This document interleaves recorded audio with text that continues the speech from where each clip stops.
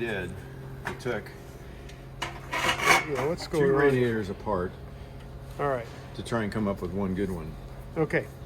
So these are both bottom tanks. Correct. Of a, And they're correct to a 38. Is there a difference between a 38 and a 39? Yeah, and then there's early and late, you know. Wow. And so what we're trying to do is, not that we're obsessed with that particularly, but when we do the radiator, we would like to make sure that everything is where it goes. In other words, if you put a brand new radiator, it's still going to have the same inlets and outlets, because the motor exits and enters at a certain point. So you can't, if you bought a brand new radiator, it would still look just about like the one we have. You know, what's one thing, I'm sorry to interrupt you, but I'm just looking at this and realizing, again, like the dual water pumps, we have two, these are exiting the radiator going to the water pump. Exactly. So you got two water pumps, two of them, and they each have their own two parallel feed. systems.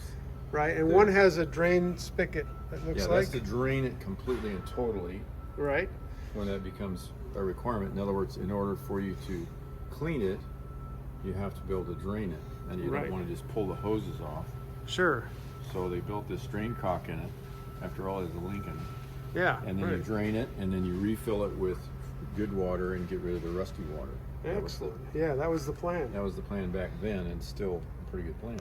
So now, is one of these? This one looks to be in better shape at this point. Have they already been combined, or is there other? Yeah. What we do is, first of all, clean them both up.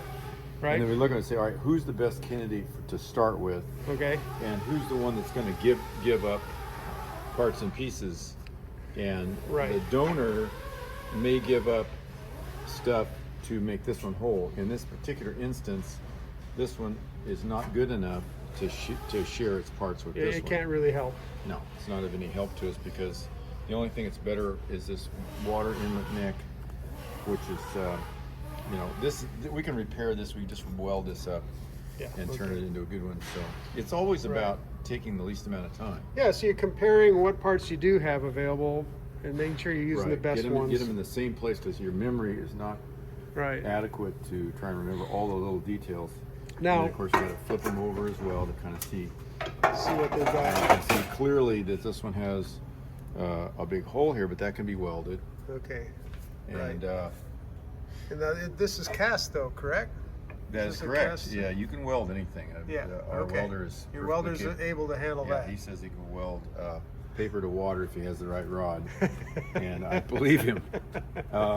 So for instance, in order to take this one off, which is clearly a little bit better, you'd have to take the rivets out. You have to take it all apart.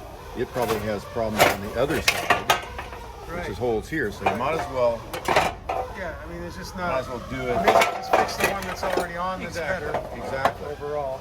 We just weld this up. Now this is actually a pretty bottom for a radiator for this vintage. Yeah. And so then I have trying to put a all new core in it. That's our hope. And you know, we just off in the distance we hear some noise. He's working on the top tank. What is he doing there? Well, we body finished the tank. The first and most important thing about a top tank is that you get it off the car or get it off the radiator. Right. Because if you try to work on it while it's connected to the rest of the radiator, you can't get up underneath. So instead of pushing the metal out where it should be, people end up bonding over it or doing something like that. Well, when a radiator gets hot, and cycles, and thermal cycles, hot and cold, that kind of a repair is probably not going to last very long. Right, it's not like a cosmetic repair that doesn't take the same There's stress. a dynamic involved. You got heating and cooling, which is a recipe for disaster. So we want to actually straighten the metal, and then if there are some small areas that can't be straightened, then we want to fill those with solder, because solder's stable and high temperature, and then we'll finish the body finishing of the top tank, of course, the most visible, so it gets the most attention. The bottom tank isn't particularly visible, but it still has to function. So we like to blow the whole thing apart and see what we're dealing with, instead of just slapping epoxy over it and hoping for the best, because we're trying to. This is a really critical part of the car right here, Yeah. and it's one of the reasons that they either do or do not overheat is that they have adequate radiators. Well, there would be nothing worse for a new owner to take delivery exactly. of a restored car, and then it starts leaking at the radiator. Yeah, so you don't want which to of do course that. will cause it to overheat. Right. Which Right. is, and we got this very expensive motor in here that's relying on having a good supply of water and having its water circulated routinely through the radiator. So we'll put a new 4-row probably radiator core in this, and they're not inexpensive. They're way up in the hundreds of Now, dollars. is this new core, is that copper or aluminum, or what would it be? Probably be aluminum, and Yeah. it'll be soldered in place. But we got to give the radiator company something to work with. We can't hand them something like this and Yeah, say fix it. you 'cause got to it's not- get good top and bottom tanks, Exactly. and you say, okay, and put they'll a good just put the core in middle it. in, and we're good. Yeah, very good. Now we got a reliable system to cool the engine. Excellent. Maybe continuation here of the Zephyr radiators. Right. Looks like you have a few here in your inventory. Tell me how do you tell them apart, and how do we look at them when we're checking them over here? Well, it depends on the object of the restoration. If it's to do a straight up original 100-point or high point car for purposes of showing at a Zephyr event, you would build it differently. You would pick out the very best radiator to start with in terms of original. As you noticed, the 39s and the 140 here that we know came out of a 40 are extremely similar, if not identical. There may be some very small differences. This on the other hand, we are pretty sure is a 38 because it has the really rare temperature sensor that goes to the gauge on the dash. So that pretty well IDs it as being a 38. Yeah, that's definitely different. So the 8's by itself. Remember, 38 was the first of this new series, 38, 9, and to some extent 40. But 36 and 7s were very much different in a lot of ways, and didn't share a lot of parts. So this is the beginning, this is the middle, and this is the end of that era. So now we know we've got a radiator for whatever type of car we're building, and of course this is an aggregation of many years of buying every radiator I could find, and I didn't really pay much attention to what we paid because I knew that at some point they would become really difficult. They're very fragile. A lot of them have been replaced with modern radiators, and so original radiators are really precious.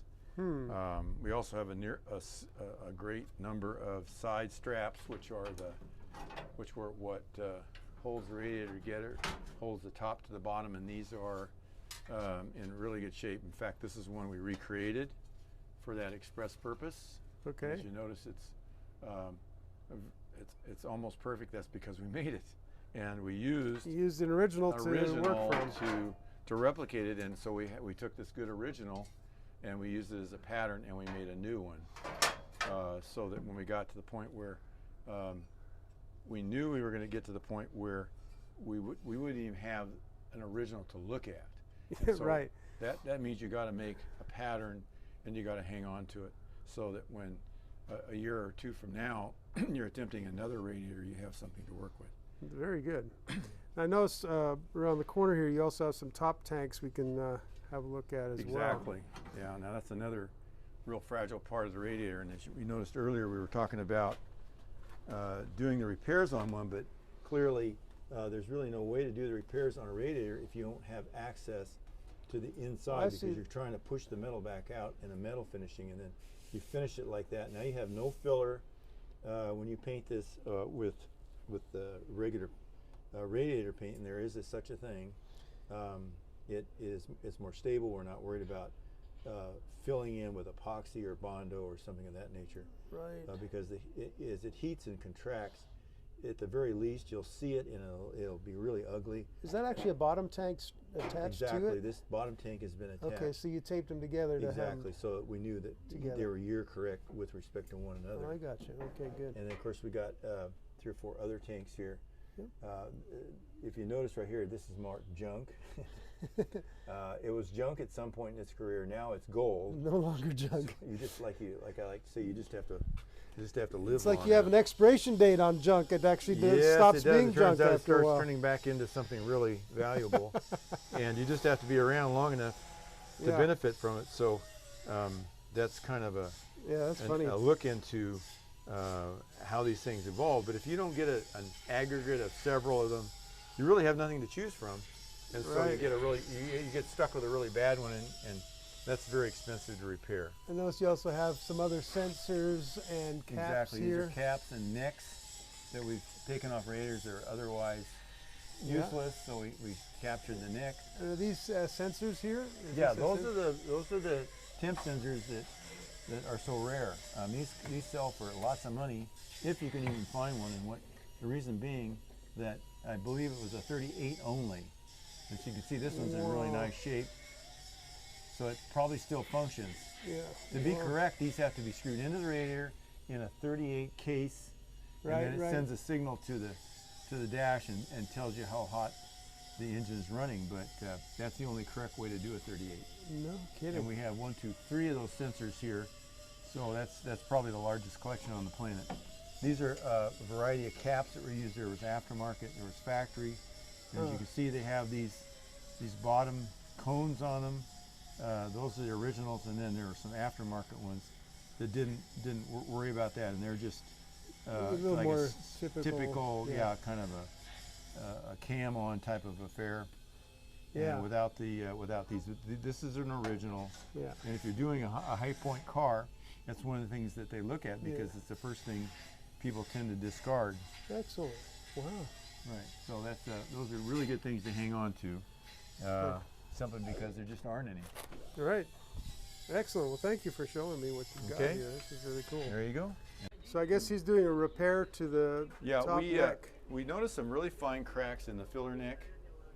In the Zephyr, the water level is kept a few inches below the top of the tank to allow for some expansion and contraction. That's by design. A lot of people overfill them and wonder why the water pukes out. Right. The water's never supposed to be higher than halfway up the tank. I see. But we have a situation here where the filler neck has some really fine cracks, and it probably wouldn't necessarily cause a leak because there's no water up there by design. But what we've decided to do is put some JB Weld and fiberglass cloth, a really excellent combination of the two materials. That is a great idea. JB Weld has a really tenacious in terms of bonding to a variety of materials. Brass has got to be one of the hardest things in the world to try and bond to. Right.